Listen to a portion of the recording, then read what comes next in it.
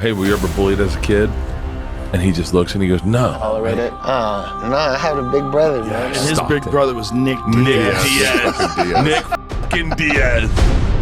One story, two destinies, two icons forged in the same fire, two boys from the 209, a criminal district that shaped them both. One street raised them into fighters, one dream shared by two, but two completely different paths toward it. They spoke the language of fists, but the language of the heart spoke differently for each of them. It was the first time I ever saw Nick talk It was the first fight with Robbie Lawler. Robbie was dangerous. So Very dangerous. Nick took that talking to DEFCON 5. And he got into the octagon. And the first thing he does, he gets into the octagon. He looks over at Robbie, he goes, Stockton, motherfucker! Stockton! And he starts walking around, Stockton, mother... And Robbie's like, what the fuck is he talking about? My brother's the most important thing to me. It's also like they want that big payday, you know, especially now. And they should get that big payday. But goddamn, if I was the UFC... You pay him? Fuck yeah! I think those guys are superstars.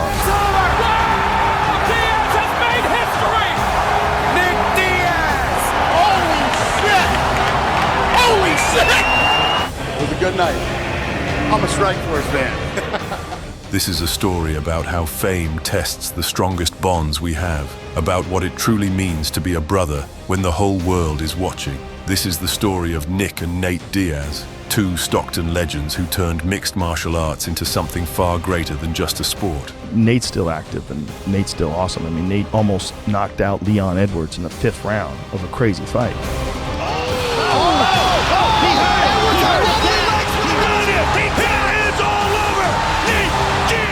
Drop a like on this video and get ready to witness the most compelling documentary ever made about the Diaz brothers. Let's begin. Go ahead, talk. Camera off me, man. Come on. Nah, it's on you. What are you gonna say? Come on, you gotta be quick. Think of something. I don't like Nick Diaz. Why don't you like Nick Diaz? He's a dick. What do you gotta say about him? He's a crazy motherfucker. He's a crazy motherfucker. You think you could beat his ass? Come on. Nah. The fact that the godfathers of early MMA came from difficult childhoods is no secret. That hardship forged their fighting spirit and shaped them into the men we know today. Growing up in a broken and dysfunctional family, they moved from school to school, regularly encountered bullies, and were exposed to prescription drugs at a young age. Their problems intensified when their mother lost her home following a divorce from their father, who had abandoned the family. After that, Nick and Nate moved in with their grandparents in Lodi, California. The brothers transferred to a new school where they were constantly bullied and mocked by their peers. The boys were often beaten up and introduced to illegal substances. It sounds insane, but that was the reality of the Diaz brothers during those difficult years. A place called Stockton is considered one of the most dangerous cities in the United States. It consistently ranks among the leaders in violent crime nationwide. Even today, this place remains a haven for criminal activity, where it's completely normal to hear gunshots mixed with police sirens. According to Forbes, Stockton has been named the most miserable city in America. The brothers have Mexican roots. Their childhood was extremely difficult. Together with their mother and sister, they grew up in very modest conditions. Sometimes the kids didn't even have lunch every day. Given the criminal environment around them, there were plenty of temptations to choose the wrong path. The Diaz family didn't have a permanent roof over their heads. At times, all 4 of them were forced to live in different motels. Nate, being the younger brother, handled the family's poverty more calmly. Nick, on the other hand, became aware at an early age that most people around him were far better off financially. From a young age, the older brother was driven to escape poverty. Nick was motivated to succeed in sports because he understood that it was his only way upward toward a normal, stable life. For a long time, combat sports didn't interest Nate all that much. He mainly tried to keep up with Nick and spend as much time around him as possible. Interesting fact, one of the main reasons Nate got into combat sports was the free meals provided by the guys at the gym where Nick trained. Like a hardcore guy when I'm not so hardcore in a hardcore school. So it was just no fitting in anywhere. What happened was, you know, I'd end up in these confrontations all the time because I was gonna fight with this kid, and all his friends were like, "Hey, well, you're gonna fight this guy. You're gonna fight Justin. And I'd be like, "Hey, f you You know what I mean? Because they think it's funny, or they're talking, or someone will come up and be like, yeah, you're gonna fight Justin Acello, he's gonna whoop your ass. And I'd be like, yeah, f you, I'm gonna whoop your ass. And then next thing you know, oh, you with that dude, you mess with that dude, now you're gonna, you know, this is so-and-so, so now I got problems with this dude, I got problems with this dude. So I'm just, high school was hard time. High school was hard times. Most people Nick and Nate grew up with in Stockton ended up swallowed by the criminal world. As kids, the brothers weren't great students. Teachers warned them that given their circumstances, their main life goal should be simply not ending up in prison. In Stockton, that alone was considered a major achievement. Fortunately, the presence of the older brother had a positive influence on the younger one. When Nick began competing in his first tournaments, Nate finally saw a real example to follow. Something resembling a bright future appeared before his eyes. Nick was respected. He had normal friends, not bullies, not alcoholics, not drug addicts, but reasonable people who made life calmer, kinder, and potentially successful. Immediately they consider me dangerous. They're like, you've hit this guy and you drew blood from him and you've cut him and you are dangerous and we can't have you on campus. And I'm like, I was attacked. And that's all I can think about. Like, I didn't even start this, From an early age, Nick trained karate and aikido simultaneously. Very soon he added combat sambo, which he practiced for several years. But his greatest success came in Brazilian jiu-jitsu. After years of consistent training, discipline, thankfully, was strong given their life circumstances. He earned a legitimate black belt. Nate's involvement in sports actually began even earlier, for the reasons we already mentioned. Because his older brother trained in martial arts, the younger Diaz was constantly dragged along to various training sessions and workouts. Initially, this was done to pull the kid out of a bad environment and teach him the value of hard work that would eventually pay off. Throughout his formative years, Nate tried to imitate Nick in everything and never wanted to fall behind him. Karate, they teach you some good basic shit, They teach you how to have a strong stance. They teach you little blocking, that you're supposed to block even, or, they're having you break shit, hit shit, make noises when you hit. That's crazy. That teaches you how to hit. And then people when they're 20, they try to do that and they can't do it now. But the other people when they're like, they did a little bit of karate when they were a kid, now they can just do that. They just go right back to, yeah, I've done this before. I'm like, it's like, Their shared passion for combat sports, which also carried the promise of financial stability if successful, benefited both boys. And who wouldn't it benefit? Nate eventually came to the conclusion that Brazilian Jiu-Jitsu was his favorite discipline, switching fully to it at the age of 11. 3 years later, following his brother, the teenager moved to a sports camp in Lodi and began studying at Tokai High School. There, the brothers added boxing to their arsenal under the guidance of Richard Perez. Eastern philosophy had such a powerful impact on the younger Diaz that he eventually gave up meat and all animal products, becoming a vegetarian. He was even mocked for this at a press conference before his fight with Masvidal. But let's not get ahead of ourselves. He's my brother. I'm competitive with him as well. Like, if he runs fast, I'm trying to run just as fast, so it's motivating. I like that answer better than that whole beat around the bush one in the first. Is that better? When the time came for decisive action, Nick Diaz made his professional MMA debut. Before that, he had competed several times in unsanctioned bare-knuckle fights, but those were small, insignificant, and unpaid. He did it more for the soul, to release aggression and gain experience.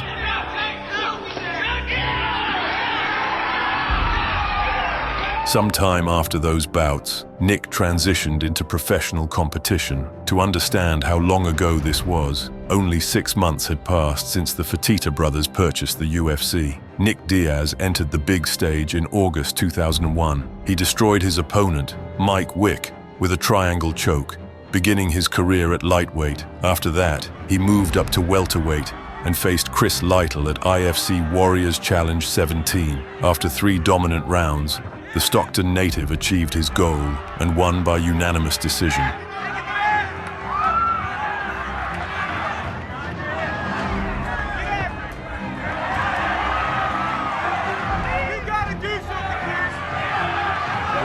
2-1. It is Nick Diaz. As history would show, this fight was actually a title bout, meaning that in just his second professional fight, Nick became the IFC United States welterweight champion. Sounds pretty good, right? In September 2002, Nick was offered a spot in a one-day Grand Prix tournament, multiple fights in a single night with a prize on the line. First, he faced Blaine Tyler. The quarterfinal bout couldn't have gone better. Diaz dismantled his opponent in just 7 minutes total, finding an opening in the defense and finishing the fight with ground and pound TKO before the referee stepped in. There it is. There it is. Dean stepping in. Good call. Stop it. A little over an hour later, Nick shared the ring with Adam Lynn. He didn't reinvent the wheel. He simply submitted his opponent with an armbar in the first round. Oh. Nick shoots for that armbar. Adam defends. Nick's going for a triangle. Nope. And there it triangle is. armbar. Very nice. Quick. Unfortunately, Nick lost the final bout of the night. Whether it was cumulative fatigue or something else, Jeremy Jackson caught Diaz with several heavy jabs, scored 2 knockdowns, and finished him via TKO in less than a minute. Oh, no. Josh, there we go. Josh, that's a good call, Josh. I had people come up to me and try to shake my hand and smile at me, and they try to wish me good luck. Why are you gonna have good luck for, why are you gonna say, like, good luck to me? I'm gonna come, and I try to wreck you tomorrow, and then you're gonna do me, and it's just not. I don't want you to have good luck, dude, The loss didn't just sting, it poisoned Nick's soul. So a month later, he returned and tore through Harris Sarmiento until the doctors intervened. He fought once more before the end of the year, traveling to Japan for Shuto, year-end show, where he faced Kuniyoshi Hironaka. Despite relentless pressure, insane desire, and maximum effort, Diaz couldn't finish 2002 on a winning note. The Japanese fighter gave the young prospect a very tough fight and narrowly edged him out via split decision.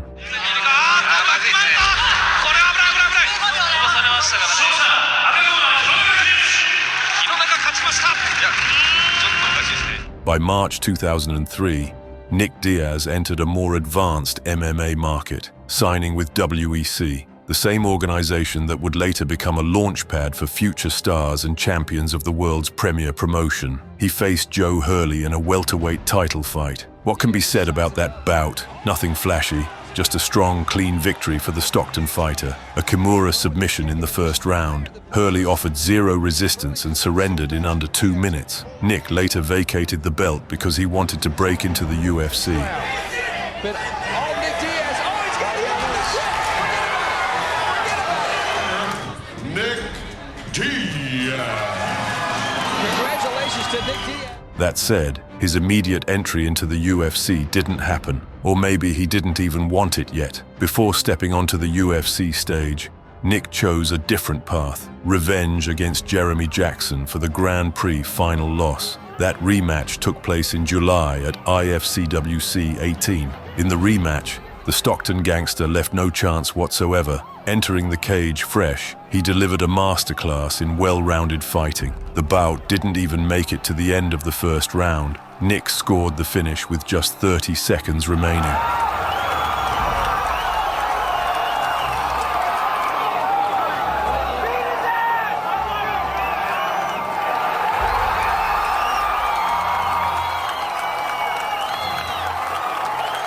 It's nice to meet you, by the way. Last time I was a little swirly.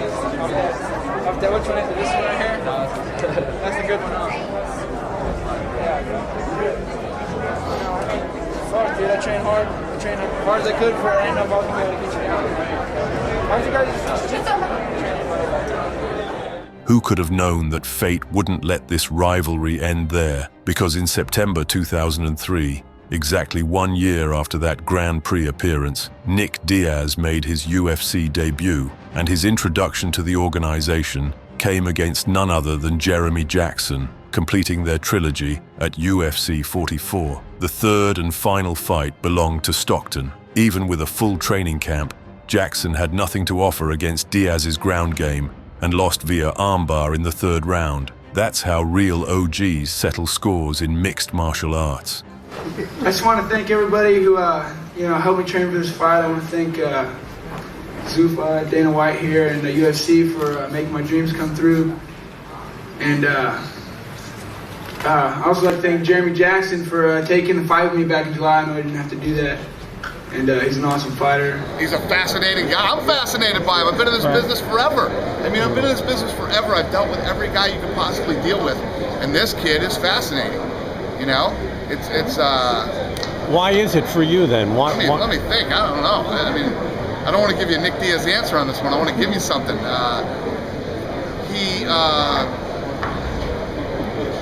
You ask him questions, he knows the answer, but f*** you. I'm not going to tell you the answer. Figure the f***ing answer out yourself. You know, it's that kind of thing. When 2004 arrived, the matchmakers paired Nick Diaz with Robbie Lawler at UFC 47, one of the biggest fights of that era. We're doing a thing on Ultimate Knockouts here. Let's just talk about the art of the KO. I know you're not a KO guy, but I don't know. How do you know that? Well, that's what it says. Oh, maybe you're gonna prove everyone wrong today and knock Robbie Lawler flat on his face. The legendary phrase, "Stockton, motherfucker, this is Stockton," rang out from Nick's mouth as he mocked the young berserker on his way to a devastating second-round knockout. I just knew, he's my age. He's not going to beat me. Nobody's going to beat me that's my age, okay, for one. Okay, I'm 20 years old. We're not going to see no 20-year-old people coming in here whooping my ass. So, if you're going to beat me, you're going to be a veteran, you know what I mean? After 2 straight finishes in the UFC, Nick Diaz had already established himself. We won't even say as who, he just established himself, period. That's a fact. On August 21st, he stepped into his 10th professional fight against Karo Parisyan at UFC 49. I think it's kind of a bad matchup for me in a way. But you just got to work through it, do what you got to do. And, I've been working on a lot of things for this fight, so see what I can do. I'm doing my best. The 15-minute battle in Las Vegas went the full distance, and it didn't end in favor of the Stockton man. He lost by split decision. In this case, just like Nick himself said, the experience of the more mature fighter made the difference. What I know I should do, he's my training partner. If he thought I should do something, he'd tell me specifically, but he didn't really. He just trained hard. He said, go beat that motherfucker's ass, don't be a bitch. There you go. Goodness. Nice job. And now we finally reach the beginning of the professional career of Nathan Donald Diaz Jr. Before we dive into the main story, let's mention Nate's amateur appearance in 2002. It ended with an armbar literally a minute into the fight.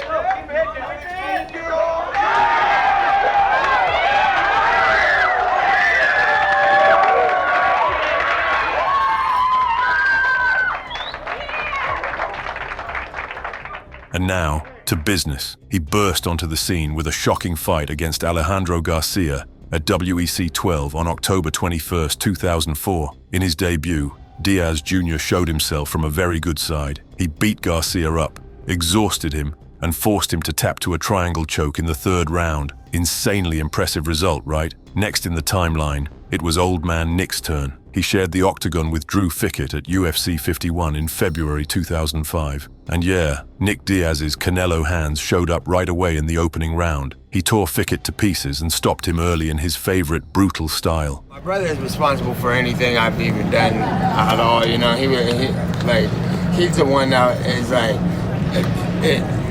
it's crazy what he's done and how he did everything, because he just knew what he was gonna do since he was a kid. When he started fighting martial arts, and he's like, I'm gonna do this, I'm gonna go here because this guy's here training people, and then he just was like, I'm gonna take a fight, and he's a 15, 16-year-old kid. And I'm like, who thinks like that when you're a 16-year-old kid? And I was just a kid sitting at the house watching him do it, and then doing my own thing, and then I was like, all right, well, since I don't got much going on for me, I'll just do it, follow the rules. So the whole impact is from that. When summer came, Nick decided he'd fight on June 4th at UFC 53, especially since a colorful war was looming with a guy named Koji Oishi, and we got it, though not for long, because for Oishi, it ended catastrophically fast, friends. Nick smashed him to dust and knocked him out in just a minute and a half. Diaz, where is he? Thanks for coming, Nick.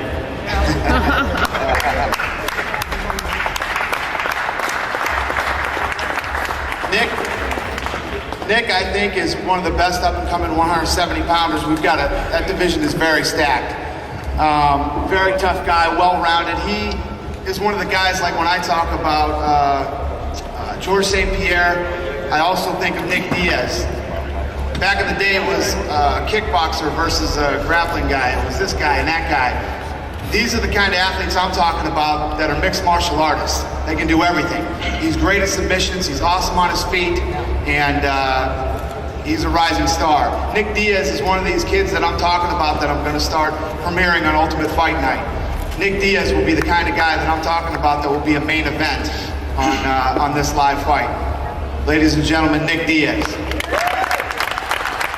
You know what's more vicious than plot twists in stories written by great authors? Plot twists in real life. And that's exactly where we're going, because by pure irony, the next man to fight Koji was Nate Diaz. He shared the ring with him in his second pro fight in August 2005. Like they say, here's the contrast. Nick destroyed Oishi in 1 minute and 24 seconds, while Koji competed with Nate for the full distance and beat the younger Diaz by unanimous decision. So technically, Koji got revenge on a Diaz, just not the same one. As it turns out, this period would become a tough one for the Diaz brothers, because both of them would be shaken up by losses in their careers. The next opponent Nick fought was a young, and not yet fully unhinged, Diego Sanchez. And yeah, you can see it for yourself. Sanchez outworked Nick Diaz and took a confident unanimous decision win. And the same thing happened again, this time with a guy named Joe Riggs, an extremely experienced mixed martial artist, former WEC champion, and a former welterweight title challenger in the world's best league. In March 2006, off-camera, Nate Diaz returned to the win column with a victory over Tony Juarez under the Strikeforce banner. While the younger brother's momentum was building, the older brother took his third career unanimous decision loss. Nick couldn't beat Sean Shirk at UFC 59, and that put his spot in the UFC in serious danger. Little guy though, man, I don't know what the he was doing some karate in there. He's doing, doing some crazy super punch shit.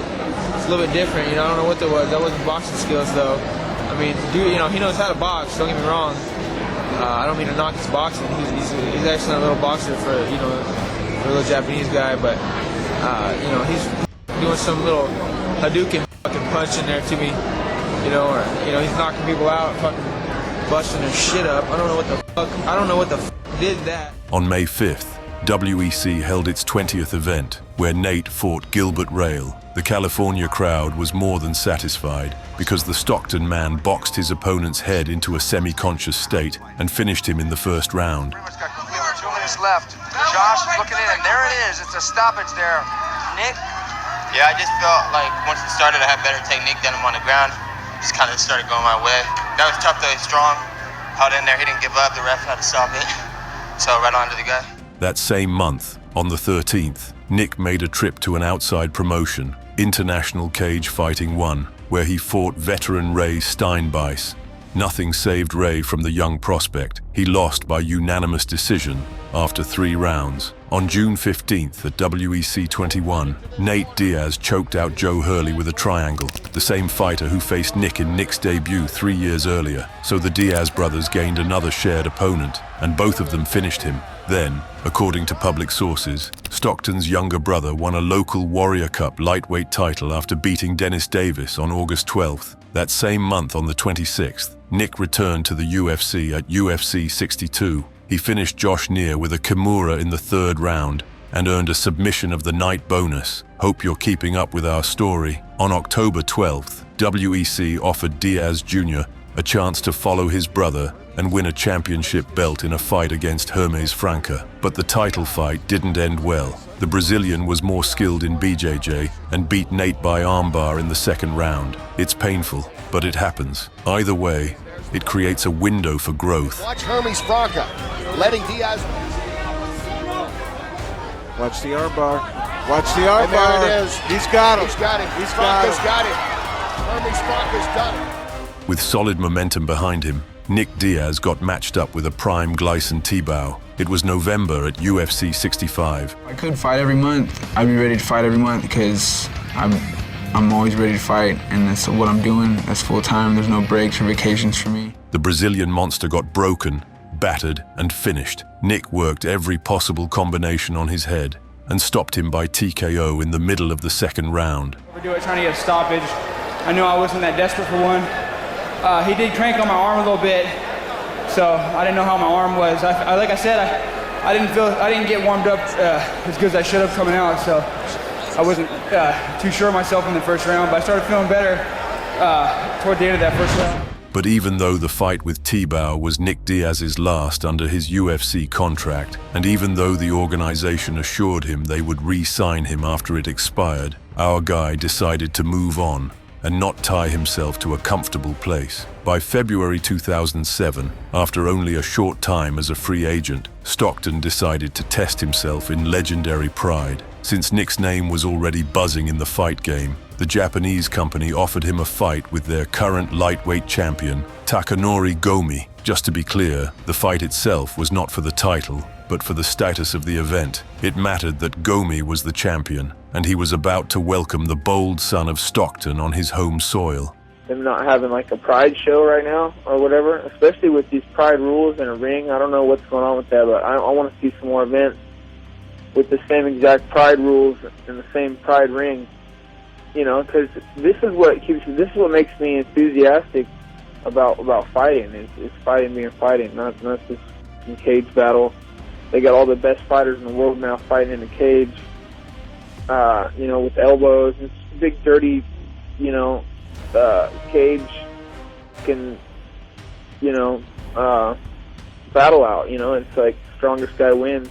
And the wild part is, Nick Diaz left absolutely nothing of the Japanese fighter. At first, he won by gogoplata, after turning Gomi's face into a shapeless mess covered in blood. But later, the commission changed the result to a no contest. And why? Because Nick Diaz tested positive for marijuana. He said 10 days He could out. do it, yes, but he has no body fat and he does so much cardio. Yeah. He doesn't even let it get to the cells. But the only time that he didn't do that was the Gomi fight. He tested positive for the Gomi fight, and they said there was so much weed in his system when they tested him that he had to be high when he was fighting.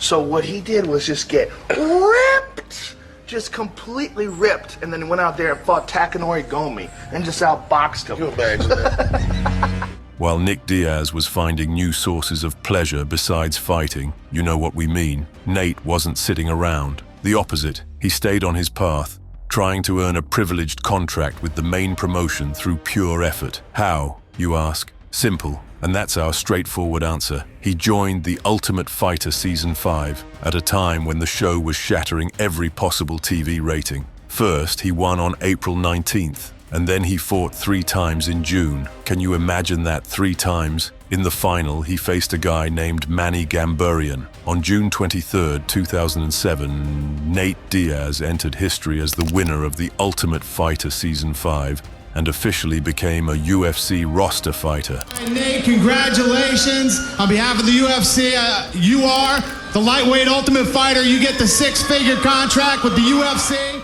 While the investigation into Nick Diaz's situation was going on, he obviously couldn't compete. At most, his role was helping his little brother reach the next level. But by September, things became clearer. Nick proved he didn't use the substance to boost performance, so he secured a deal with EliteXC for a debut fight against a man named Mike Aina. The suspension didn't affect Stockton's mindset or conditioning at all, so he calmly handled his opponent and showed the best parts of his style. Nick Diaz. Well, I don't like to make excuses, you know what I mean? Well, no, first off, I can say that everybody here on the island is really tough, you know? Everybody, this guy right here, he's so tough, you know? But that's not, you know, the thing for me too was, I think in my head, you know, was that's what kind of happens, you know, when you don't know about your opponent and who you're fighting. I kind of got in here today and I couldn't really decide how I was going to go about beating this guy.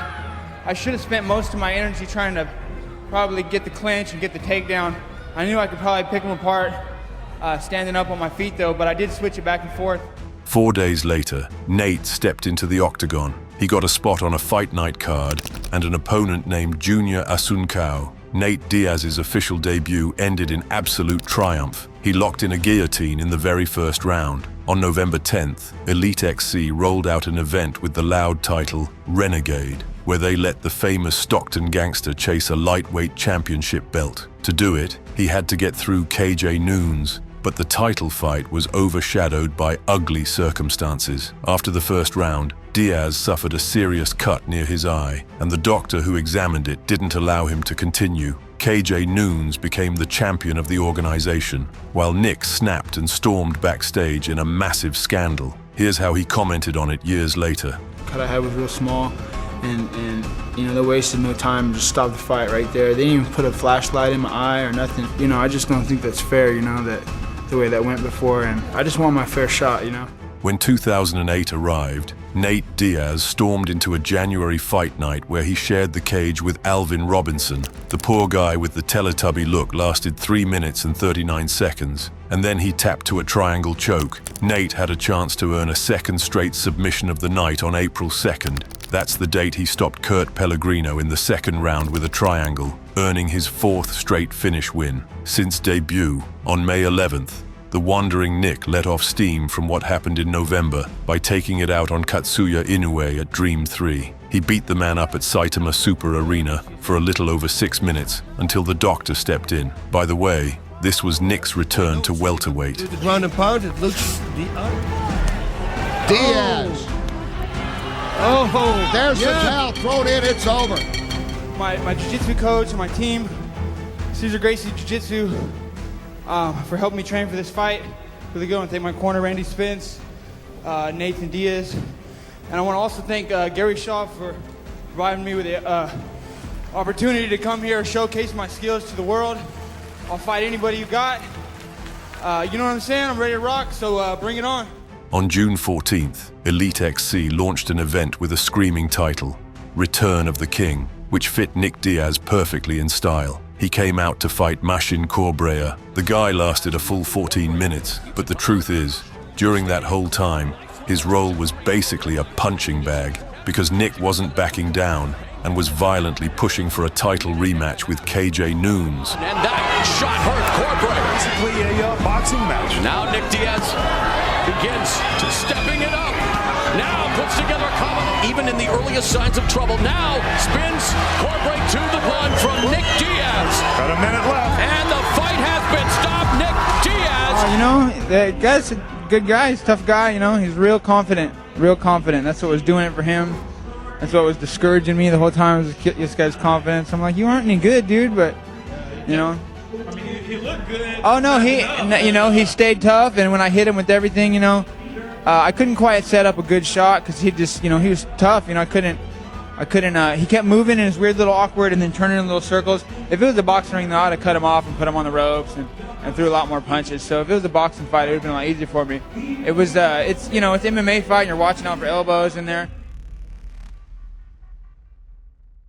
Nick's last appearance under this organization happened in late July, but the real juice of that event was something else entirely. First of all, Diaz got a pretty eccentric opponent, Thomas Denny. Second, he returned to lightweight specifically for this super fight. And third, the venue was Stockton itself. It's not good. I really wish I could get away with everybody in my family not knowing that I do this. Of course, it's just about, you know, impossible nowadays. It's so mainstream. And then, you know, it's even a little bit worse that I'm here in Stockton and everybody's probably reminding everybody that this fight's going on. I mean, it's just really a big thing here because CBS Stockton doesn't, you know, CBS and Stockton on the same television. I mean, Stockton doesn't go on TV, so it's pretty crazy. But it is cool that now that it is, you know, I get to be right there to represent. Denny lasted exactly 30 seconds into the second round, and during those 30 seconds, he completely capitulated in front of Nick Diaz. Nick did everything clean and beautiful, stopping him by TKO in his hometown. Prime time, what a round! Denny goes down. He's hurt. Denny in trouble. Diaz pouring it on. He's putting it together. Oh my goodness. Denny in trouble. Diaz punches in bunches. Left hand sends Denny down. Top round. And begins. Then came the September date. Stockton's younger brother was scheduled to return to the main octagon, and even though it was tough, he outplayed Josh Neer, beating him by split decision. Once brother Nate built up good momentum, they offered him to fight on a numbered event instead of the usual fight nights. We're talking about UFC 94, where he came out to fight Clay Guida. I don't know, some people say we come off as cocky or something, but I think I'm the least cocky. Like I see a lot of guys talk about their fights, they're like, I'm gonna go out and I'm gonna beat this guy's ass, I'm gonna knock him out, but I never say stuff like that, you know, it's kind of bad karma, it might turn around and bite you in your ass. So I just try to go out there and do my best, and hopefully I come out the winner or whatever. So that's what I consider misconception. Despite winning Fight of the Night, the victory that night went to Clay by split decision. Experience decided it. Say what's up, you know. Just wanted to say thank you, you know, for bringing me here, Strikeforce, Showtime. You know, I'm happy to be representing Cesar Gracie here, and Jake Shields, Gilbert Melendez, the rest of my team here, Nathan Diaz, you know, everybody who's on my team, and you know, I'm feeling confident. You know, Frank's too small for this weight class. He's got a, you know, little guy complex. Nowadays, people cut weight, fight at their own weight. So, you know, see if he can cut it nowadays. After that, Nate took about a half-year break, and around that time, a new organization appeared on the MMA market, one that absorbed EliteXC. Its name, of course, was Strikeforce. These guys bought everything that belonged to that promotion and took over the contracts of all its fighters. By April 2009, their management decided it would be entertaining to watch the bold son of Stockton clash with a celebrated veteran and a true legend of combat sports, Frank Shamrock. And the Stockton legend did everything he promised before the fight. He scored a high-quality win over the great veteran and showed what the human spirit is capable of. Yes, it was very unacceptable to lose when I know I put in that much hard work. I just knew that, you know, that hard work had to pay off somewhere. I knew that I did the right type of training, you know, and I got to be able to put my faith in the technical aspect of this, not just on, you know, on the stronger fighter or the you know, the luck or I don't know, what have you. I train with better people, you know. I always have. I don't dodge anybody, you know. If you want to come and set up sparring, you know, we could probably set up some sparring and get it done. Nick's next opponent was Scott Smith, who stepped in against our guy on June 6th. He walked out and walked right back in. Diaz stopped the dude with a rear naked choke, and now Nick himself launched a long streak of early finishes.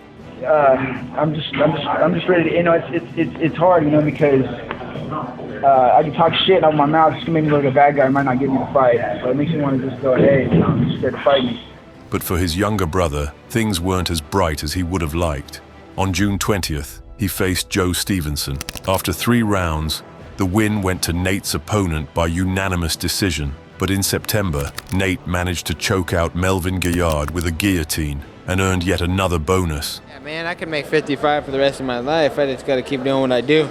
And because I used to even get bigger than I do now, but yeah, I'm probably go up eventually just for fun and go back, jump around, you know, just see what other kind of things I could take on. But yeah, I can make 155. All that time, Nick was preparing for something truly big, so he wasn't rushing back to the octagon. His little brother handled the work for him, and on January 11th, 2010, Nate stepped into the octagon with Gray Maynard in the main event of the night. A black cat had already run between those two back during the filming of TUF Season 5. Time will show that it was a setup for the future, but we won't run ahead yet. In that specific fight, the win went to Maynard by split decision. I don't know, we're gonna have to get in there and fight and see, you know, how that goes. But I don't know, you know. A lot of these guys just knocked him out, and you know, they like to walk backwards, and I don't walk backwards. I don't know if he can get me backing up and then throw the kick. So we'll just have to see how it goes, you know. I'm sure he's, you know, he's a great fighter. I've seen him fight, you know. So, but anybody I'm going to be fighting right now is going to be that top level. So it doesn't really matter who I fight right now. I feel like everybody's really, you know, evenly matched. And here comes the huge event we told you about. Nick Diaz had been preparing for months for a title fight against a Lithuanian-born fighter, Marius Zaromskis. These two fought on January 30th for the vacant Strikeforce welterweight championship. The sixth straight finish didn't take long. The Stockton dog flat out tore through his opponent in one round and gave him absolutely no chance to compete. Insane will to win. Were you worried about his striking at all? Sure, what the fuck, he's knocking 3 people out, you know? Were you surprised at how much damage he took before he went down? No.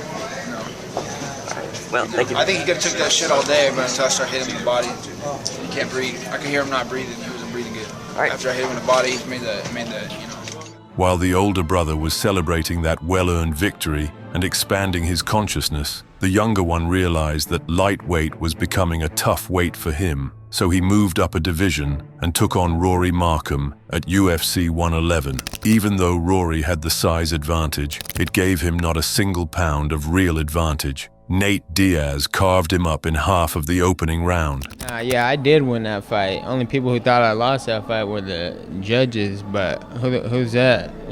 Who were the judges? You know what I'm saying?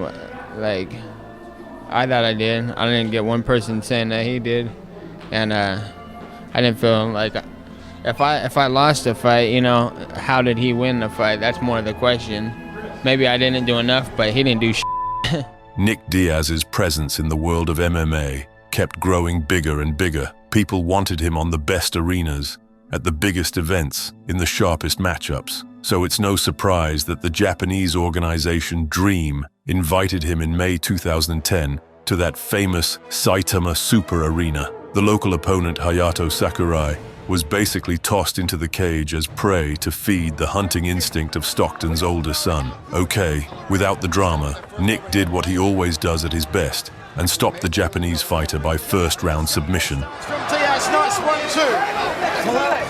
Diaz is working for that rider. Get a good shot of Matt there in the corner. Oh, the armbar! The armbar! It's trouble! It's good night, Irene! I was working on countering a big hook, you know, that he throws. I watch all his fights. He throws the hook really hard. He likes to throw that, move his head, and then throw it real hard. But it seemed like he wasn't going to throw it at me until he was going to hit me with it. So, you know, he punches hard, and he's a really good stand-up striker. I knew that, though. I know that, you know, it's not like he didn't surprise me with it because I knew I was probably going to end up getting hit with something like that. I also knew that he was going to take me down, or he was going to try to take me down, and I think that he is a really experienced, really good fighter, and I think he has a little bit more to offer to the sport before he's done. I don't think that he should call it quits right now. Meanwhile, Nate's run at welterweight kept gaining steam. On August 28th at UFC 118, he tested himself against Marcus Davis. Third round, guillotine, tap. Fight of the night bonus. Nothing else to add. All these guys are on steroids, so can't be surprised when somebody pops up on steroids, you know? It usually should be a surprise when people aren't on steroids. And then came that long-awaited moment Nick Diaz had been waiting for 3 long years. Strikeforce leadership knew it was simply impossible not to put Nick Diaz versus KJ Noons together. Their fight back in EliteXC ended in a huge scandal. So the foundation for one of the biggest rematches in combat sports history was already laid perfectly. So we got that rematch in October as the main event of the night. Yeah, I was real angry at the time. I felt like it was an inexperienced doctor to stop the fight. If you watch my brother's last fight, they didn't stop that fight. It was a really large cut over that guy's eye. And, that's just for example, that happens all the time. They don't stop fights. And this is a title fight, so usually they really don't stop it on account of that. And this first round, I was going on top, I was coming forward. It's not like I was ever hurt and running. So, I was really upset about that. And as history showed, the rematch went the full distance, 25 tense, dynamic minutes. Nick Diaz gave everything he had, never even allowing the thought that losing was possible. He showed the best sides of his nature, his technique, and his style, and he was rewarded with a unanimous decision win. All that's said and done, no disrespect, but I feel like, my skill level is way higher standing up and on the ground, but it's a gamble back and forth. That's what the problem is, So, it's like, okay, should I try to finish with punches, or since I got him down here, should I try to? That indecisiveness is my main problem, which makes this guy sort of a tough matchup for me. I think, like I said, no disrespect or anything, but I feel that I would win the jiu-jitsu match. I mean, if it was a jiu-jitsu match, I won on the points. While Nick was still coming down from the euphoria of that massive personal victory, Nate decided that maybe welterweight was worth sticking around in. On January 1st, 2011, he took on a Korean fighter, Dong Hyun Kim. Hard to fight people that nobody knows. A lot of time, because a lot of time those guys nobody knows are better than the guys that people know. So it's like that they're trying to make a big name off of you. So what I'm saying is I would like to fight somebody with a huge name, somebody who everybody thinks a lot of, because I think a lot of them too. But the fact that not many people knew Kim didn't affect what happened in the octagon at all. The Korean fighter beat Diaz Jr. over 15 minutes, proving more effective in every area. Like, I put this first, in front of a lot of people, and it really takes its toll, and that's what I'm saying. I put in a lot, but I'm not getting much back out of this. I'll never get back what I lost. Like from training and as much as I put into this, but like at least I got a good job though. You get a lot of free time. You get to do a lot of stuff. I get paid well enough. I mean, I'd like to be able to drive nice cars and buy my girlfriend's mom a new Mercedes or something like that. But I can't do that sort of thing. At the end of January, Nick was scheduled for his second title defense against Evangelista Santos, the very same Brazilian cyborg whose skull Michael Page would crack years later. And what do you think happened in that fight? The champion handled business without much trouble, stopping the challenger with an armbar in the second round.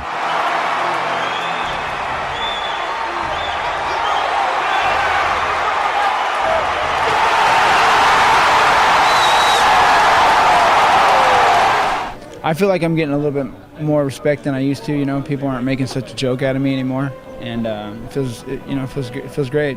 And lastly, as we'll find out later, the final appearance of the Stockton champion under the Strikeforce banner would happen on April 9th, 2011. By that time, Nick had already become a star of the fight world straight out of the hood, and in the spring, Strikeforce delivered another event where the main event matched him up with Paul Daly. This event sparked endless debates among fans. If you don't know, the British fighter was one of the most dangerous men of that era. Nobody could absorb his power without consequences. So in the lead up to that April headliner, many people wrote Nick off in advance, seeing no scenario where he could survive Daly's pressure and make it through his storm. Just want to say that, I'm feeling good, ready to fight. I hope to put on a great show for you guys Saturday.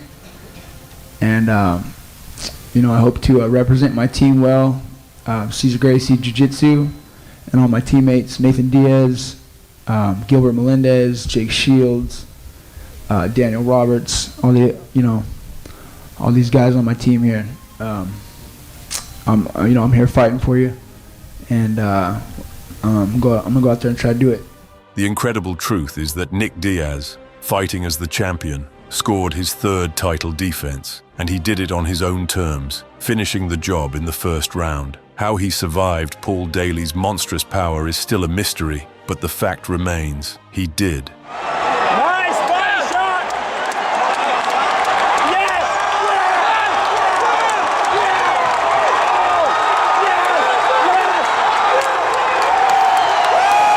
I'm all right.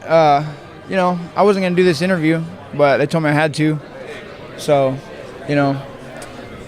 I feel good. I'm ready to fight, and I don't know. I don't have much to say. Something against me? Do you not like me, Nick? I feel like you instigate fights quite a bit, but that's fights between the fighters. Yeah, I mean maybe that's your job, but where I come from, people like that get slapped. Overall, it's safe to say 2010 was the absolute peak of Nick Diaz's career. He was the champion of the second biggest MMA league, with 3 massive title defenses, and that last one over Daly It practically shook the ground beneath Dana White's feet. Holy shit! Holy shit! It was a good night. I'm a Strikeforce fan. Meanwhile, while the UFC president was negotiating with Nick Diaz because of the ex-Strikeforce champ's star power, his younger brother still couldn't crawl out of the swamp of losses. On April 30th, he fought Rory McDonald at UFC 129. Felt good. I trained hard with my team. Nick, Jake, Gil, Daniel, everybody had title fights, so I got a lot of good training. And tomorrow, Saturday, be ready to go.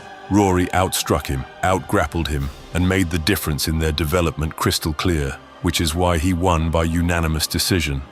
I don't know, I made weight pretty easy for 55. What I think, I went up to 170.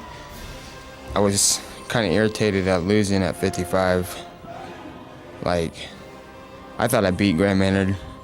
So I was like, if I'm gonna bust my ass all year long, fight 3 to 5 times a year, and get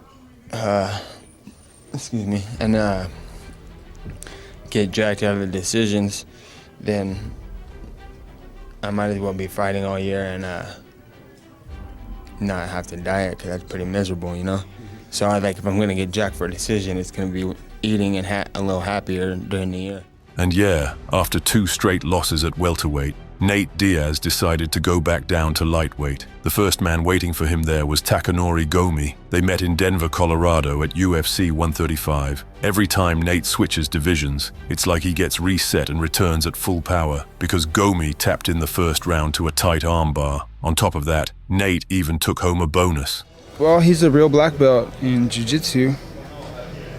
And not that George isn't a real black belt, but you know, BJ's a really good at jiu-jitsu. I believe it's because he came originally from Ralph Gracie and Cesar Gracie. I know he made his debut the same day as my partner Steve Heath and David Terrell. I actually had that video on VHS when I was a kid. I used to watch it, so I saw BJ Penn fight before anybody. And that's because he comes from where I come from, and I believe that's why he's as good as he is.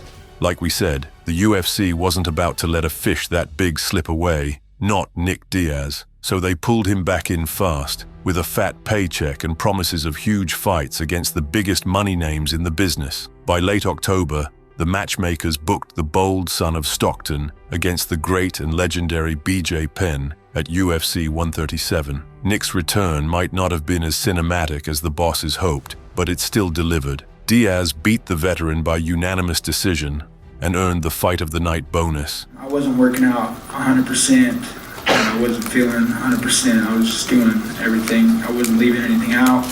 I just did everything that I normally do and I'm supposed to do, but I didn't do it with, I don't know how to say, like, I didn't go in there and feel good about it, and you know, I didn't really get into my gains, like my strength gains, and just kept pushing through everything. At the same time, Nate got a media and career boost thanks to his older brother, because after just 1 win over Gomi, he got matched up with Donald Cerrone at UFC 141. And to understand how crazy that was in 2011, Cowboy was a peak-level machine, the kind of killer who was 1 fight away from a title shot. And I think in the lightweight division I could fight the top contenders, so this is where I'm going to stay for a while. Nate's behavior outside the cage wasn't enough to throw a professional like Cerrone off, so the Stockton man decided to add trash talk to his punches inside the octagon. But what shocked the public even more was how effortlessly and arrogantly he dismantled such a dangerous opponent. In the end, Nate Diaz beat Cowboy in a dominant, entertaining, unanimous decision. After fights, I'll be home and I'll probably take tomorrow on the day off, the day after off, but I'm gonna get back to work. I'm always trying to improve everywhere. So whether I'm standing or on the ground, I just try to be ready for whatever's gonna happen, you know, because anything can happen. And then I was even thinking maybe with all the stuff he was telling about how he's gonna knock me down and knock me out and kick me and all this, I thought that, I know they train with Greg Jackson and they have a real smart game plan to come out and take you out of your den. So I was thinking maybe they're gonna try to take me down. So I just try to stay ready for everything and work as hard as I can. After just 1 win since returning, Nick Diaz got exactly what the matchmakers promised him. he jumped straight into the title picture and signed for a fight with Carlos Condit at UFC 143 for the interim welterweight title. Me and Carlos Condit are both ranked in the top 10, and I have been. I've always been ranked in the top 10 since I've been out here. So I plan to keep it that way. I don't think you're gonna get any real feelings out of any of these guys that are fighting me. I think they're just gonna say what these cameras want them to say, and do what they want them, pretty much do what they're expected to do. The born killer was simply more effective at what he does, so after 25 minutes, the win went to Condit. Nick wasn't as sharp in the striking, leaned on grappling, but it wasn't enough to swing the judges his way. Going back to the Diaz-Condit fight, so my point about missing things is I watched the fight at home. And when I watched the fight at home, I had a slightly different opinion. When I watched it live, I thought that Carlos Condit won it. And I thought going into the 5th round, I was like, wow, the way this worked.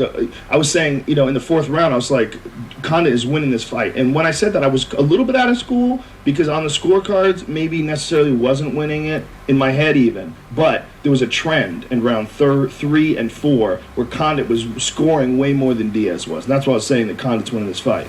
Or Diaz, I think that Diaz is losing this fight. I felt like it was moving away from him. And then Nick took his back in the 5th. And so you got to say, man, that's the biggest moment of the fight right there. It was. And by the way, didn't he? While Nick was trying to understand what went wrong in that title fight, his little brother was doing everything to earn his own shot at the belt. For that, he headlined a May fight night and shared the octagon with Jim Miller. That was Nate's 3rd straight win since returning to lightweight, and he got it by finish, locking up a clean guillotine, turning himself into a direct candidate for a title shot. Building up to a fight, maybe, training and sitting there thinking maybe you'll get like adrenaline rush, little nerves kicking in, but usually by the time fight comes, I try to get that all out of the way in training, and I don't think there's time to be nervous at that point.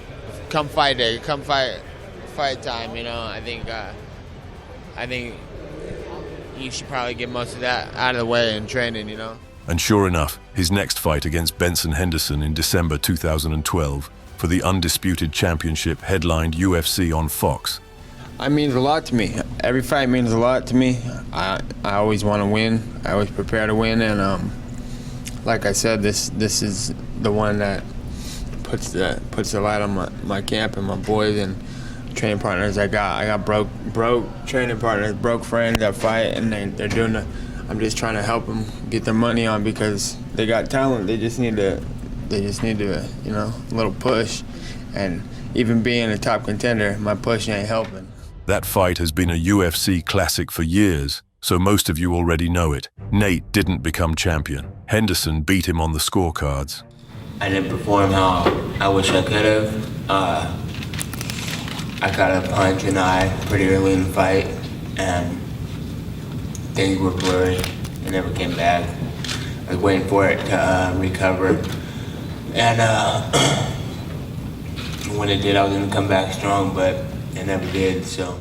Meanwhile, Nick was stuck in a long and painful negotiation process with the UFC. During that period, Dana White repeatedly admitted it was hard to work with him because Nick was just a very specific kind of guy. He wouldn't answer phone calls. He didn't want to show up to press conferences. He didn't care about promoting fights. Basically, he ran a full anti-media campaign and didn't even pretend he was interested. Caesar called me and said, "You're gonna have to talk to Nick. Nick has completely disrespected me.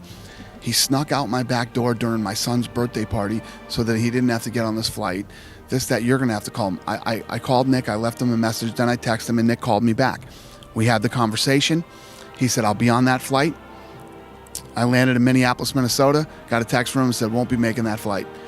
I called him, left him a message, and he's never called me back since. That's when Dana dropped a legendary line that became part of MMA folklore. "I will never trust Nick Diaz again." And even after that, really think about it, somehow, through pain and struggle, they still found common ground and agreed to a blockbuster title fight. Against who? Georges St-Pierre. On March 16, 2013, it happened at UFC 158, and in the build-up, the Stockton man delivered some heavy words about the champion.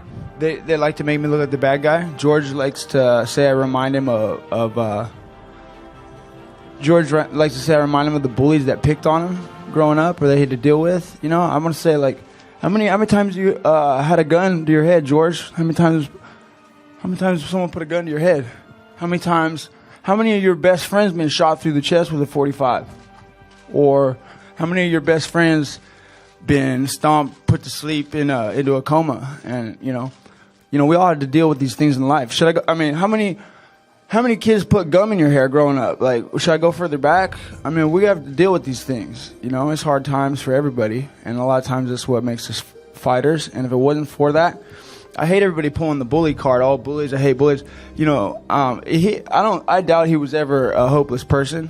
And you know, if it wasn't for what I went through, who knows if I would have made it in life? Who knows if I'd be who I am today? So, you know, I just had to live through it and work through it. But I don't go and point the finger and decide that people are the bully, like who, you know, tortured me as a child. I don't want anybody to see anybody hurt. I don't believe anybody out here, you know, working towards greatness deserves to be beat down, smashed in. I just don't. That's not how you know. The fans out there that, you know, they like violence. People like violence. Truth is, that was the zenith of Nick's career, the absolute top of the mountain. A man who clawed his way up the food chain with his own 2 hands, escaped brutal poverty, earned his spot among the elite, and headlined some of the biggest events in the biggest MMA league on the planet. But he didn't leave the night as the victor. GSP kept the belt after a unanimous decision. I just feel like I fought everybody that I set out to fight. You know, like Johnny here, he's a new guy. You know, Jake's been around for a little while, but you know, I feel like I've taken care of everything that I wanted to do in the sport, and yeah, I just, you know, this is hard stuff. You know, I don't ever get time off. I've only had a year off one time, and it was a stressful year. I was, you know, pretty bent out of shape. I didn't win that fight. And nobody would like reassure me like, oh, they're gonna give you that fight. They're gonna give you that fight. You know, like I was just sitting around depressed the whole year off. But you know, like I could sit here and make a million excuses about, you know, why I wasn't ready for this fight, but I'm just, the only reason why I'm here right now is, you know, I want a rematch. I think I can beat you. That's what I think.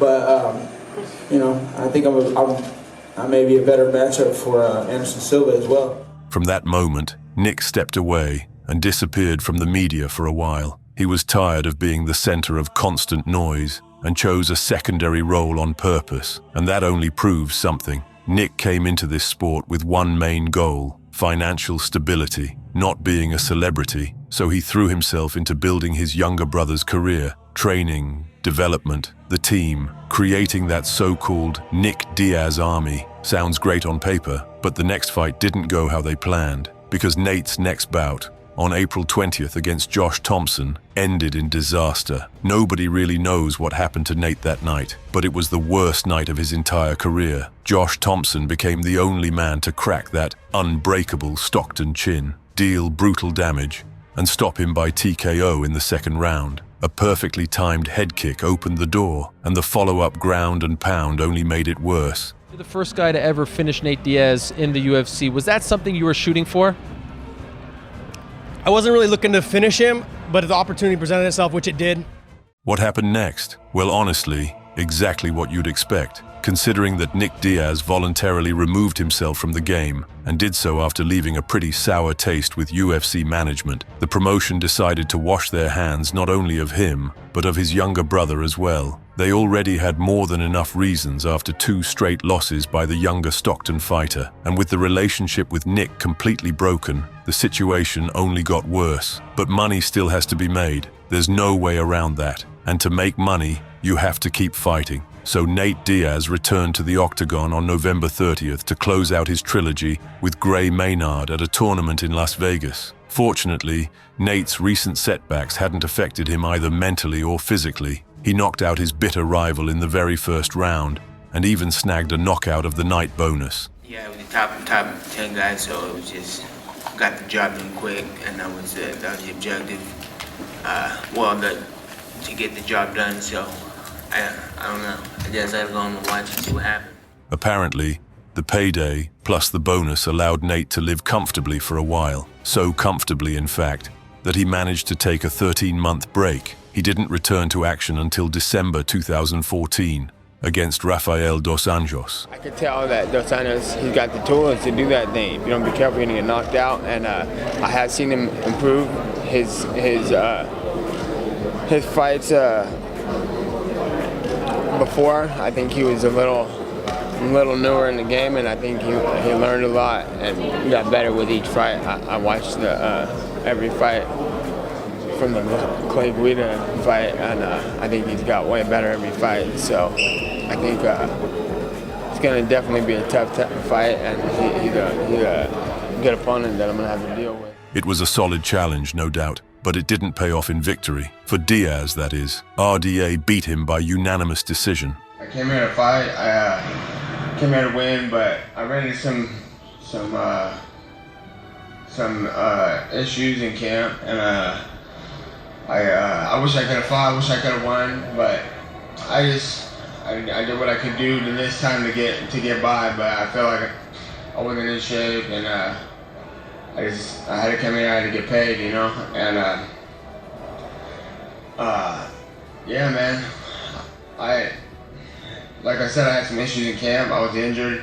I was injured out. I didn't get the training. I didn't get the type of shape I could be in for this. I wish I had been, because it was good. As time passed, it became increasingly unclear what was even going on with Nick Diaz and his career. Nick himself said nothing concrete and didn't feed fans false hope. The promotions side gave the same vague answers. It's known that the matchmakers wanted to pit the Stockton man against Michael Bisping, but that fight never happened because Diaz turned it down. After that, Dana White offered Nick a rematch with Carlos Condit, but our hero wasn't exactly eager to step back into the octagon for that either. What truly attracted Nick was a rematch with Georges St-Pierre for the world title, because it was the biggest money fight and the most profitable option in every sense. However, the UFC simply couldn't agree to that, considering Diaz was coming off 2 straight decision losses, plus the marijuana suspension, and all those ultimatums regarding media obligations didn't help his image either. In the end, the so-called break of the Stockton fighter lasted 22 months. And what kind of announcement awaited us after that? You won't believe it. At the end of January 2015, Nick Diaz returned to the main octagon to face the Brazilian Spider, Anderson Silva, at UFC 1. Even without a title on the line, headlining an event against Anderson Silva, it doesn't get any bigger than that. And still, after 25 minutes, the Brazilian emerged as the winner, though later, the result was changed to a no contest. Silva tested positive for doping, and Nick, well, you already know, not doping, but nothing good either. You know, I think I could have won that fight. I think I did win that fight, but same with a lot of fights. But I get real confused on how to win a fight out here initially, and then nowadays, you know, you can see on when you watch that they're counting strikes and doing all that stuff. So I don't know what was what until I see it. I don't know how many punches were thrown, landed, or what. But I just know that. You know, I can see this guy's punches. He didn't, you know, I don't think he could have finished me. I think if anybody was going to finish anybody, it was going to be me finishing him. But the thing is like, I just, you know, the only way he's going to do a finish on me is if I come in doing something stupid, so. Possibly because of those same issues Nate had mentioned earlier, he disappeared from the radar for another full year. He was absent for 12 months before returning to competition. And with layoffs like that, no top rankings were realistic anymore. So out of sheer necessity, he accepted a fight with Michael Johnson. Why back at 155 and not 170? That's just the way things worked out. You know, they gave me a list of names at 170, and it was like, never heard of any of them. Michael Johnson's ranked number 5. He's a better option than the Final thing, how are you going to react when he starts talking smack to you, egging you on and things like that? Right you like here, that? Right there, that smile right there. Yeah, that motivates me, you know. If he's doing that, then I know he's not focused on the fight. He's focused on talking trash and getting in my head, and that means he's losing once he starts doing that. So that means a job well done for me. Before the bout, the two even got into a scuffle backstage, though it didn't lead to serious consequences. What happened inside the octagon, however, generated massive headlines. Because Nate Diaz absolutely destroyed Michael Johnson over 3 rounds. He fed him his trademark 1-2 combinations non-stop and scored a huge statement win for his resume. But even that wasn't the loudest moment. And he's landed a lot. There he goes again. Oh, he hurt him there, and Nate just pointed to him and said, "Oh, I hurt you. Look at that." Conor McGregor, you're taking everything I work for, mother. I'm gonna fight your. You know what's the real fight? What's the real money fight? Is me. The post-fight interview spread like wildfire across the entire MMA community and became the foundation for one of the biggest rivalries in history. As we'd later find out, it was the spark that sent Nate Diaz's career skyrocketing to the very top. I felt like I was okay the whole fight. Then the last minute, something happened where I got hit right here and my eye got blurred, so I switched this way for a second. So it's a little weird thing, but nothing that. Nick Diaz had now completely hung up the gloves, at least for many years. After clashing with yet another all-time legend, he stepped away from the sport for real. But for Nate, everything was just beginning to go uphill. A fortunate chain of events followed. The title fight that Conor McGregor, the biggest asset in UFC history, was scheduled for, had to be postponed due to the champion's injury, and Nate Diaz stepped in as the replacement. And what do you think happened? These two produced such insane chemistry that with just 2 weeks' notice, UFC 196 shattered every imaginable pay-per-view record.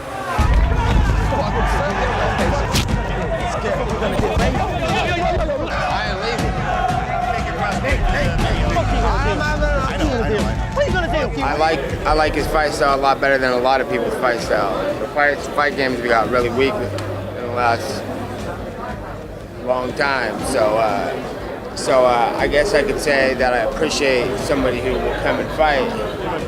He even tried to pick on John Anik the other day. He has a bully mentality until a real man shows up. Like Mike Tyson said, he's scared of a real man. John Anik. Nate, how much are you gonna make?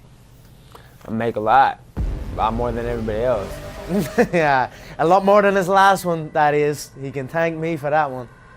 I've made more millionaires in this game than anybody else. He's like a little cholo gangster from the hood, but at the same time he coaches kids jiu-jitsu on a Sunday morning and goes on bike rides with the elderly. He makes gun signs with the right hand and animal balloons with the left hand. So you're a credit to the community. Fuck you. Fuck you. I don't give a what you say, motherfucker. Yeah, thugging on mine, motherfucker. What you got? They're all on The only steroids. weight I care about. They're all on steroids. The only weight I care about. Steroids? What are you talking about? Steroids? Don't be putting my name as steroids. I'm majored against that. Don't put my name in the name of steroids, Nate. I'm not on no steroids. What the f are you talking about? Your two teammates were on steroids. That's your two boys, the scrap pack. Remember that? Damn, they were. Did you know they were taking that stuff? Did you know they were taking that stuff? Did you? You're on steroids.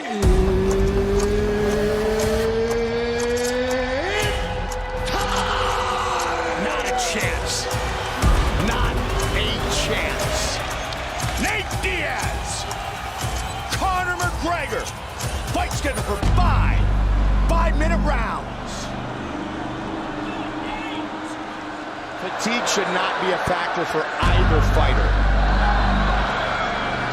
Nate training for the triathlon Joe mentioned. Nate Diaz making up some ground here in the second round. Big difference here is the ball. He got him with the good one there. He tagged him. He hurt him. He caught him again with the right hook. And another left. Oh, again with the right. Diaz. He got it. He got it. It's all over. Oh. Hey, I'm not surprised, motherfucker. When the next round started, it came quicker than I thought. And when I started landing shots, I was like, this is a wrap, because you ain't going no farther than this. I could tell by the landed punches and how his punches started. I started smothering his punches, and they started easing up. And I was like, and then I had him on the cage, and I was like, you don't have to say now, do you? And then I put a knee in his stomach, and I heard him go, huh, and I was like, yeah, this is good. This is good. And then all of a sudden, he's shooting. He's shooting for a takedown, and I'm like, oh, you're a wrestler now. You're a wrestler. I remember I'm the black belt in jiu-jitsu, and you're shooting on me now, so me and you know that this is a wrap. This is a wrap.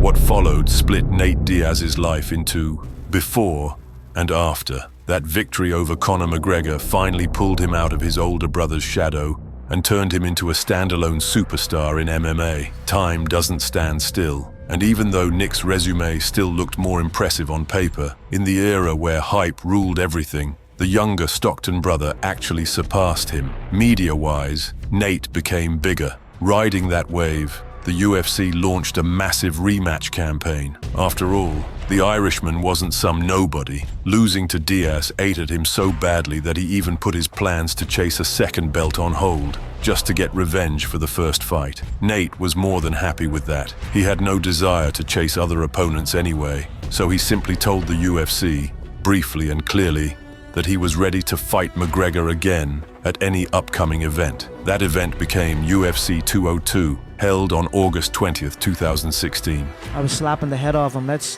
be real here. So that's it. I just wanted to keep it as is. Have my training camp in preparation for that frame, for that larger man, and that's it. I wanted no changes. So if someone's saying they're the baddest badass in the room, I believe that I'll be the first one to step up and beg to differ. I don't think there was a dance partner. Me and Nate, we're just two people that wanted to fight, and that was it. You're not gonna just run me over and come at my little bitch and get in my face, because I'm a fighter first. I'll slap the out of you, get in my face like how Otto was getting punked out. Shut your f***ing mouth, you'll do nothing. You'll do f***ing nothing. Not one of yous will do nothing. Get the f*** out of here. Get the f*** out of here. He should have killed me when he had the chance, because now I'm back and I'm going to kill you and your whole f***ing team. You and them bitch kids. I train always hard to kill. He already dead from the last time. This is a new guy. So the killer can't be killed again. USA, motherfuckers. Expecting a fight. Tune in. We're gonna get it. We're gonna get down. But hey, should have brought an arm. Should have brought everybody, because it's gonna be down if we see you. Nate has shown ability to be hit there before. And again, McGregor over and over. Oh, he rocked him. He tagged him. Straight left connects. Tag left. He hurt him with that. Weathered the storm. Nate put pressure on him. Rocks him. And it did. Big combination. Nate Diaz weathered the storm, and now Conor McGregor is in trouble. Nate just pointed to him, and he just rocked him. To the jaw. Oh! There's the big body shots. McGregor's in big trouble here. Nate Diaz looking to finish it right here, right now. Big trouble for McGregor. The notorious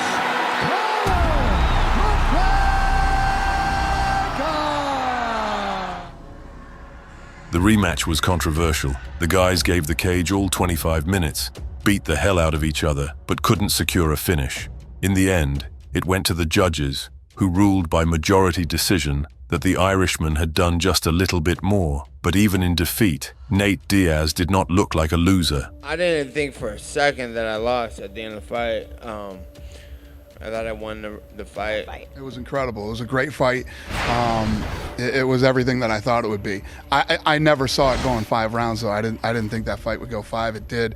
Both guys are incredibly tough. Warriors, man. Those guys are unbelievable. Sure, his competitive spirit wasn't satisfied, but in life, he hit the jackpot. Those 2 fights with Conor McGregor changed his life forever. He became one of the faces of the company, someone the UFC itself was associated with in the eyes of casual fans. From that point on, anyone who heard about the UFC immediately thought of McGregor and Diaz. Their rivalry went down in history purely because of its scale. We never got a trilogy. Later, Notorious captured his second UFC title from Eddie Alvarez and then went off to conquer the boxing world. In other words, to secure generational wealth. Along the way, he also went completely off the rails with partying and bad habits, so there was no clarity about his return. Nate, looking at the lightweight and welterweight landscape at the time, decided to focus on his personal life. He stepped away for 3 years because he could afford to. Happy that the UFC is finally recognizing the love and support that guy has from the fans too, because for whatever reason they were so high on Conor McGregor and all these other people, they didn't see one of the reasons why the Conor fight was so big was because of Nate Diaz. Nate Diaz is a fucking star. When they put his face on the screen for the Pettis fight, I mean, the arena erupted. It was chaos. They went nuts. Rogan is undoubtedly right, but he jumped the gun a little, and we're not going to do that. We'll move step by step, strictly in chronological order. When Nate Diaz took his 3-year break, he barely did any interviews. Sure, he would occasionally pop up on some late-night show or a YouTube podcast, but he never said anything clear about a comeback. At the moment, I'm not logged into anything or talking about anything, but I'm sure that I have some ideas for this year. Yeah, that's what's up, man. So when it's time to pull the trigger, and if I can tell them what's going down, I'll bust it out. But I want to see how this fight this weekend go and see how some stuff goes. Here's a clip from an interview in December 2017. At that time, the Stockton guy was simply living his best life, running his business, spending time with his family, training for fun, and hanging out with his older brother, completely detached from contracts, fight dates, and hard deadlines. Nick wasn't planning a return either, and between us, his obsession with mind-expanding stuff only got worse over time. We obviously don't support that kind of lifestyle, but we understand it's his personal choice. Still, as fans, we can't just look away. Just watch his interviews from a few years back, and you'll see it for yourself. He really changed, and not in a small way. But I don't want to deal with that though, and I don't need to, but like, you know, my brother asked me to say what I have to say, so I said what I say. I'm like, what? I'm like, you, and that's what I'm saying. I said, no disrespect, but I'm like, game recognized game. I'm like, you know what you need to do.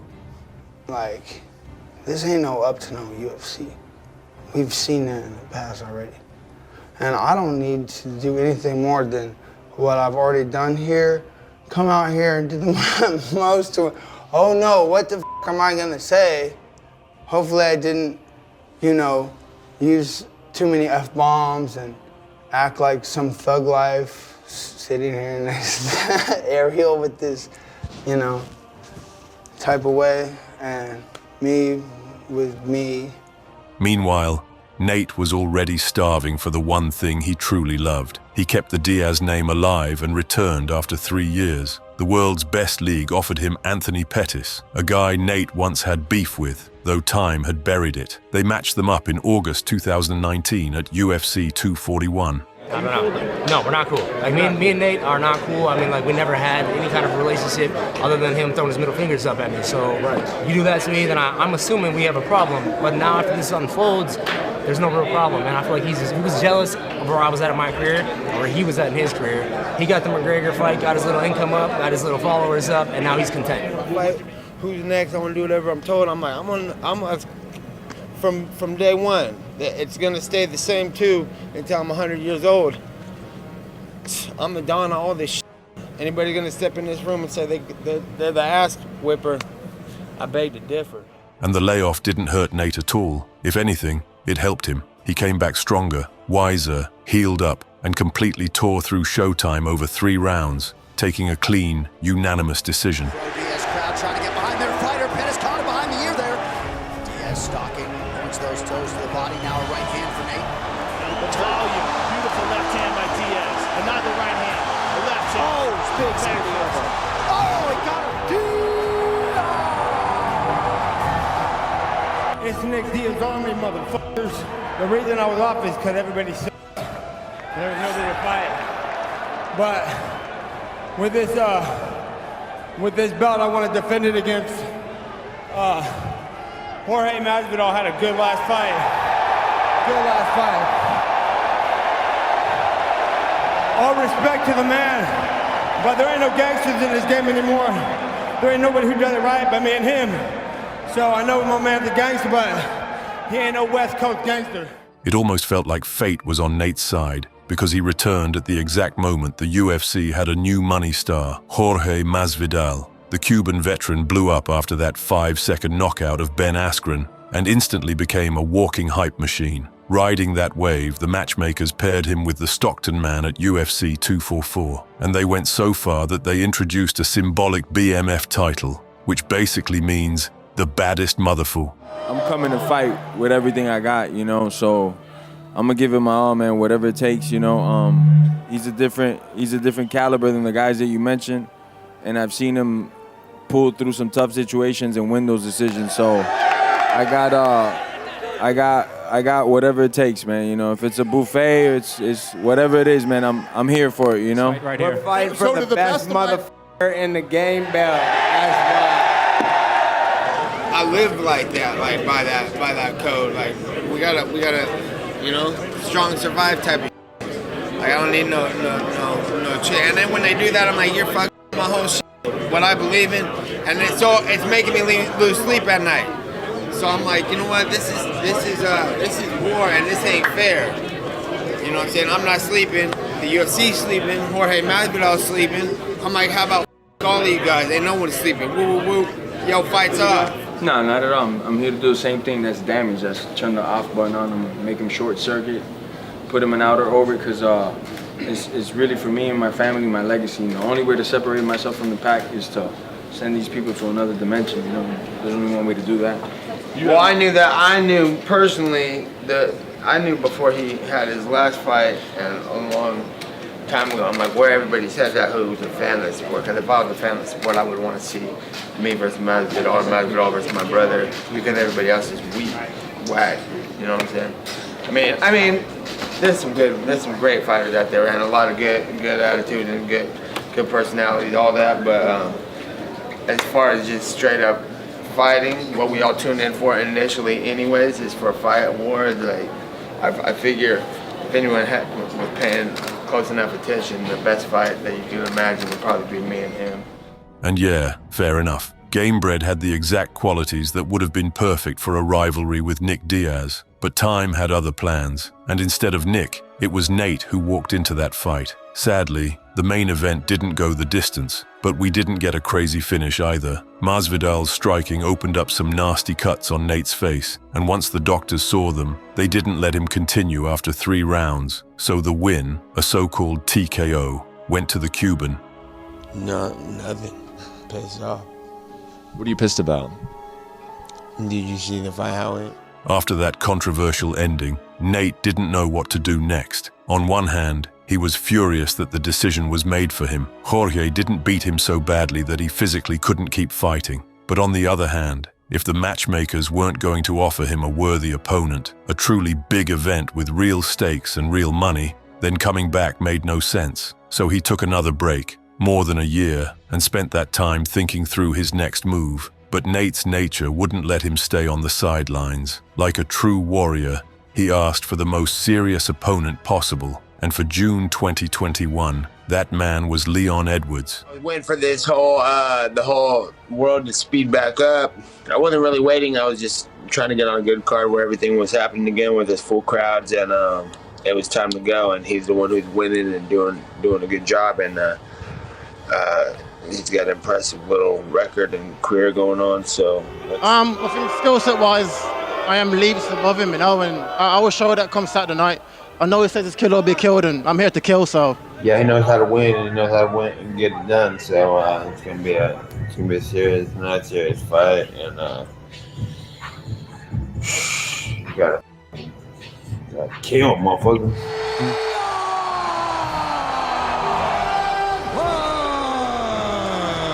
Unorthodox. Oh, good shot by Leon. I mean, that's why they talk so much, man. A lot of blood now.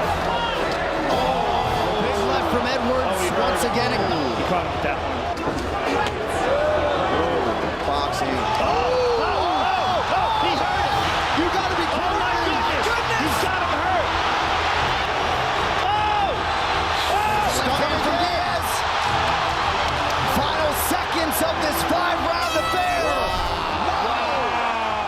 This was crazy, but it was also perfect. It's like the UFC knew Nate needed 5 rounds to fully come alive. Even without being in the co-main spot, Edwards and Diaz fought a full 25 minutes. And the wildest part? Right at the very end, in the final round, Nate gave us one of the most iconic moments in the sport's history. He clipped Rocky with his signature 1-2, saw the finish was right there, and instead of going for it, he chose to clown him. What a legend Nate Diaz is.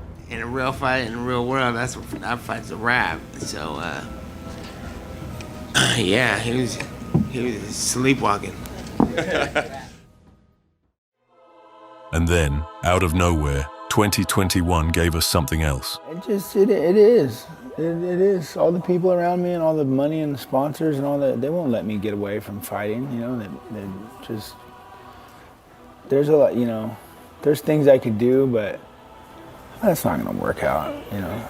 I might as well just go and take my punches. And On September 25th, Nick Diaz, yes, that Nick Diaz, came back. As he said himself, it was an offer from the UFC and sponsors that was simply too good. It basically forced him out of retirement. And honestly, what do we care about the details? Our guy was back. That's all that matters. Yeah, definitely want to do this more often. I mean, especially if I get my ass whooped.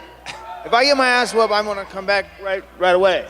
If I get my ass whooped, I come right back. The performance itself, hard to get excited about. It felt like Nick hadn't trained for real and walked into the cage just to collect a check. It's the bitter truth. The comeback itself was hype, sure, but the rematch with the Berserker left a lot to be desired. no excuses. You know, I had to come in and he was in great shape. I'm glad I knew I was leaking here, so I didn't want to make too much of a mess. But I'm glad to be back. I'm glad to put on a little show for you. Ladies and gentlemen, give it up for the Stockton bad boy, Nick Diaz. The one thing that absolutely did make you smile was the crowd's reaction. Fans were ecstatic just seeing Nick in the octagon again, the man they grew up watching. And Nate got the same kind of love every time he showed up. But Nate himself had different thoughts about what was coming next. I feel like the UFC, it's kind of limited for me, you know, and I wanted to reach higher goals, higher objectives, and do bigger stuff than this. And under the UFC umbrella, it's like you're, like I said, you're limited. You only go so far, and like I said, it's only halftime show. It's time to blow past everybody here and the organization, and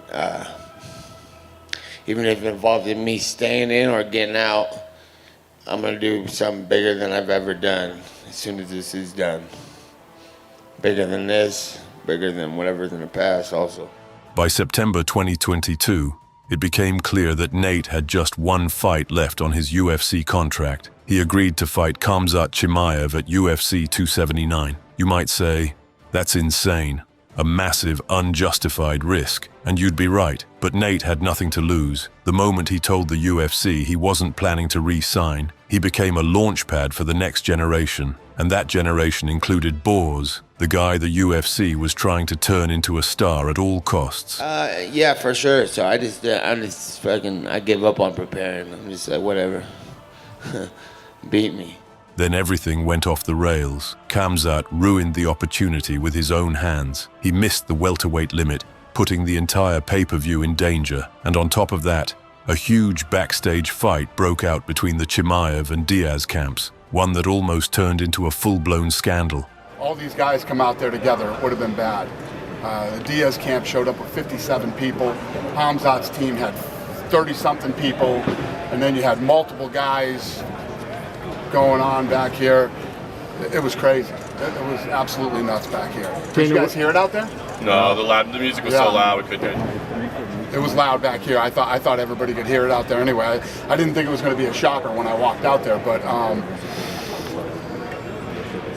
yeah. Were there any? Dana, was it just? The press conference got cancelled. That's how serious it was. After that, Nate said he wouldn't fight Khamzat because of the weight miss, and it wasn't a small miss either. So the UFC had to reshuffle the card at the last second. In the end, Nate got El Cucuy, and Khamzat fought Kevin Holland. It's all a mess. It's irritating. I train for Khamzat. I don't even know how to fight this guy. I'm gonna watch some video tonight, but it don't matter anyway because I train for everybody always anyway. I don't train for fights anymore. I just train to fight everybody always, ready for war. So. And look, the veterans entertained the fans. No one's going to talk trash about that. It wasn't fireworks. but it was a solid fight. Nate Diaz submitted Tony Ferguson with a guillotine in round 4 and earned a Performance of the Night bonus. And with that, his UFC journey was over.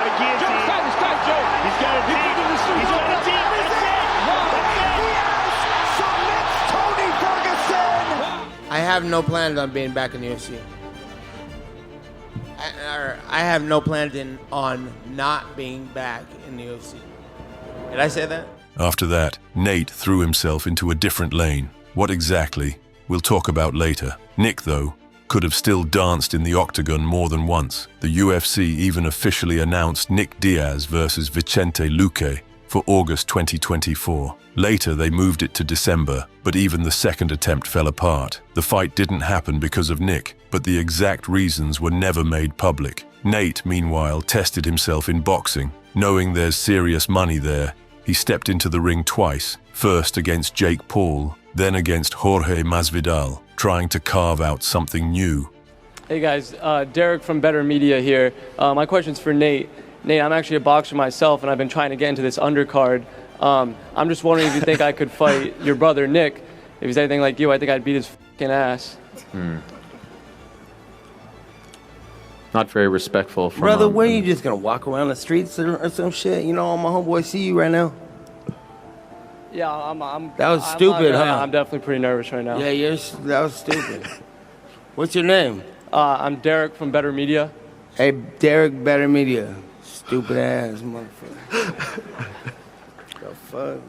As of today, both brothers are healthy and clear-headed, and recently, some genuinely good news spread across the MMA world. Nick Diaz went through rehab and recovered from the dependency that dragged his life into a dark hole. He also married his longtime partner and seems to have returned to a full life, but this time, a healthier one. In footage that surfaced not long ago, Nick was back training at Jake Shields' gym. That's an amazing sight. We were genuinely happy when we saw it, no exaggeration, and I'm guessing you felt the same. Right now, there's no real clarity on what the Diaz brothers do next in combat sports. Nate has mentioned more than once that he wouldn't mind a trilogy with McGregor, and he'd even come back to the UFC for it. You think Conor would ever fight you again? Connor? Yeah. Yeah. Me and him should be fighting. I would like, I mean, I'm not like asking this fool to go do shit or nothing, but like he's got some.